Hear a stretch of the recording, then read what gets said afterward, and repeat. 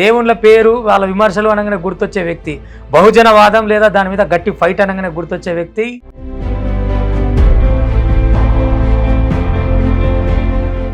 మొత్తం దేశంలో స్త్రీకే స్వేచ్ఛ లేదు అన్నట్టు రాస్తే కడుపులోనే ఆడదని తెలుసుకుంటారు, కారుణ్యము లేక మమ్ము చంపుతున్నారు, పసిపిల్లల మని చూడక మీ కామముతో.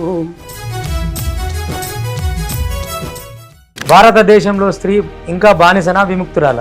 బగ్గ చదువుకున్న వాళ్ళు అతి తెలివితోనే వాళ్ళకున్నటువంటి సహజమైన చట్టాలని ఇంకా నిజంగా కట్నానికి బలవుతున్నటువంటి స్త్రీలు పల్లెటూళ్ళలో కోకులలుగా ఉన్నారు. మనం ఇక్కడ రంజల రాయస్ లాంటి మాట్లాడదంటే ఇలా నన్ను ఎవడో కొద్దిమంది అంటారు ఈయన ఆంటీ నేషనలిస్ట్ అని చెప్పి.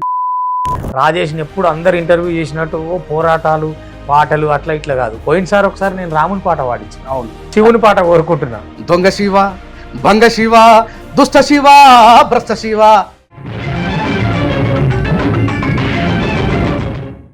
ఆడిపోతున్నాను, నువ్వు కృష్ణుడు, నువ్వు గొర్రె బిడ్డవు, ఒరే నీ అమ్మాయి. నువ్వు గర్వంగా చెప్పు మరి నేను ఎందుకునని. వేల ఏళ్ళుగా మూఢనమ్మ కాలవలను విసురుతూ, మతము శిచ్చులు మనకు పెడుతూ మనుషులను విడగొట్టిరి. ఈ హిందూ సంఘాలు కానీ, ఈ ఆర్ఎస్ఎస్ వాళ్ళు కానీ, ఈ బజరంగ్ దళ్ వాళ్ళు కానీ అభ్యంగ స్నానం చేస్తే, పుష్కర స్నానాలు చేస్తే పాపాలన్నీ తొలగిపోతాయనేటువంటి ఒక ఆచారం ఉంది మన హిందుత్వం. 10 సంవత్సరాలకు ఒకసారి పాపాలు తొలగిపోతే అంటే మీరు నేరస్తులను పెంచుతున్నారా? ఇప్పుడు సర్కార్ని ప్రశ్నిస్తూ ఎందుకు రాయారు? వివక్షతకు నిడు వ్యక్తు రూపమై నింగికి నిలిచిండు.